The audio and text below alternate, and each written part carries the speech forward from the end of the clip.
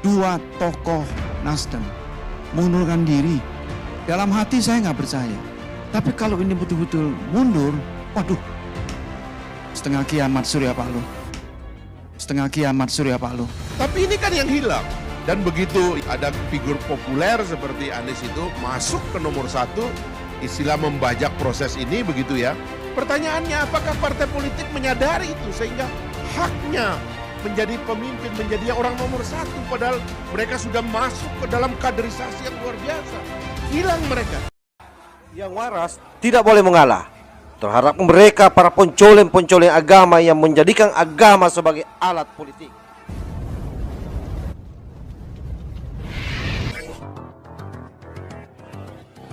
Assalamualaikum warahmatullahi wabarakatuh. Om Swastiastu, Namo Buddhaya, salam kebajikan. Pada sesi video kali ini kita akan melihat bagaimana reaksi Profesor Dr. Cipta Lesmana, salah seorang pakar komunikasi, dan Fahri Hamzah yang merupakan wakil ketua umum Partai Gelora. Kedua tokoh nasional ini berpendapat tidak percaya dengan mundurnya dua kader terbaik Nasdem yang merupakan kader senior, terutama Pak Prof. Cipta Lesmana. Dan ini cilaka bagi Partai Nasdem. Kalau benar-benar kader terbaik dua orang ini, yang salah satunya mantan menteri, itu kemudian mundur karena Partai Nasdem mencalonkan Anies Baswedan. Sementara Fahri Hamzah mengatakan bahwa sepertinya partai-partai ini gagal melakukan proses kaderisasi. Kenapa? Karena kemudian justru mengambil orang luar untuk menjadi calon, sementara proses kaderisasinya berjalan terus. Dan itu buat Pak Fahri Hamzah adalah satu kegagalan besar sebagai partai politik. Saya dapat berita, saya baca, saya kaget setengah mati. Ini bohong kali ini. Teman saya bilang enggak, betul ini. Dua tokoh Nasdem mengundurkan diri. Dalam hati saya nggak percaya. Tapi kalau ini betul-betul mundur, waduh, setengah kiamat Surya Paloh. Setengah kiamat Surya Paloh. Ya harusnya itu memang dia orang partai, dia yang keliling untuk orang partai. Tapi ini kan yang hilang. Dan begitu ada figur populer seperti Anies itu masuk ke nomor 1, istilah membajak proses ini begitu ya. Pertanyaannya, apakah partai politik menyadari itu sehingga haknya menjadi pemimpin, menjadi orang nomor 1, padahal mereka sudah masuk ke dalam kaderisasi yang luar biasa. Hilang mereka. Dan yang kedua, jebakan popularitas.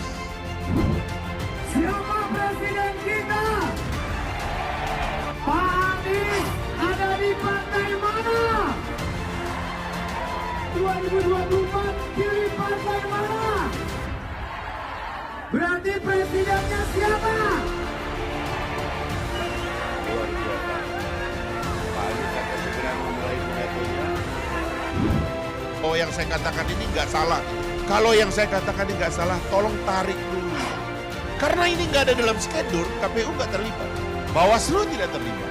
Ada pengumpulan massa ratusan ribu, petugas pemilu tidak terlibat. Siapa yang menjamin keamanan Anies Baswedan?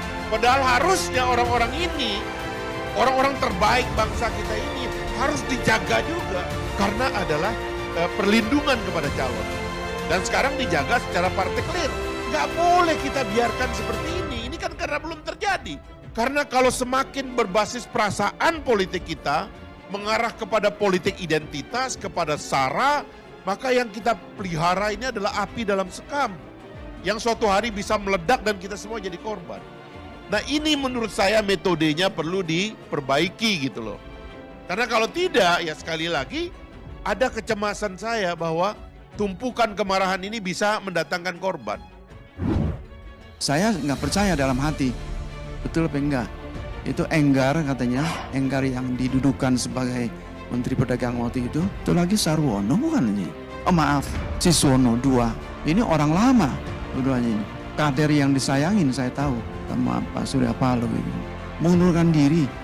Dalam hati saya nggak percaya. Tapi kalau ini betul-betul mundur, waduh, setengah kiamat Surya Paloh. Jelas ya, dari kedua pendapat tokoh ini Yang pertama, Pak Prof Cipta sangat menyayangkan keputusan yang diambil oleh Partai Nasdem karena kemudian membuat dua tokoh besar Nasdem yang selama ini ikut membesarkan Nasdem, bahkan Pak Enggar ini adalah mantan menteri katanya, itu kemudian henggam, makanya hampir-hampir Pak Prof Cipta tidak percaya dengan kejadian itu. Lalu Pak Fahri Hamzah secara getol menyayangkan sikap partai politik yang justru kemudian memberikan ruang besar terhadap orang-orang yang hanya bermodalkan popularitas.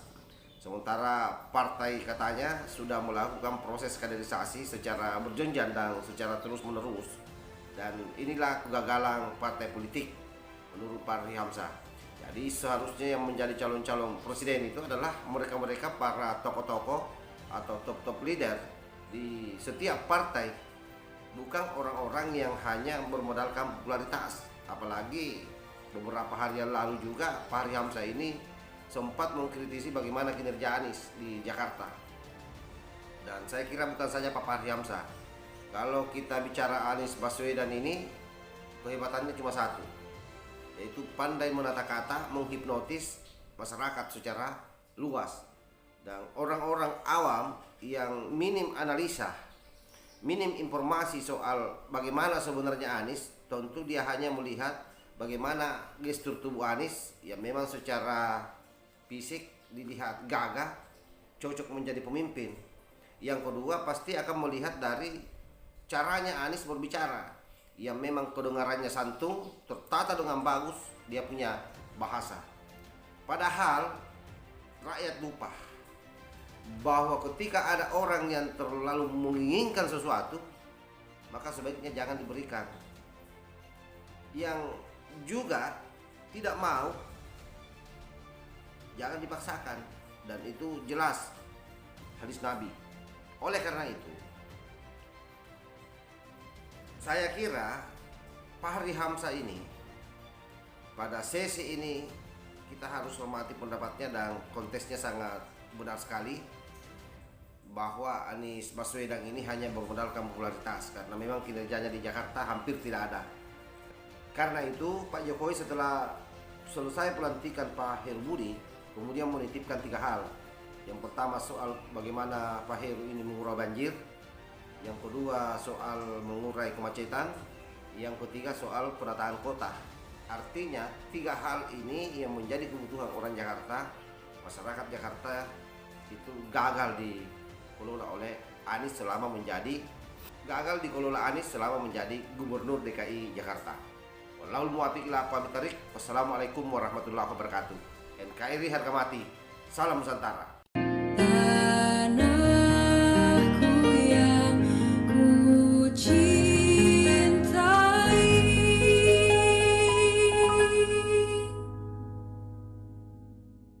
engkau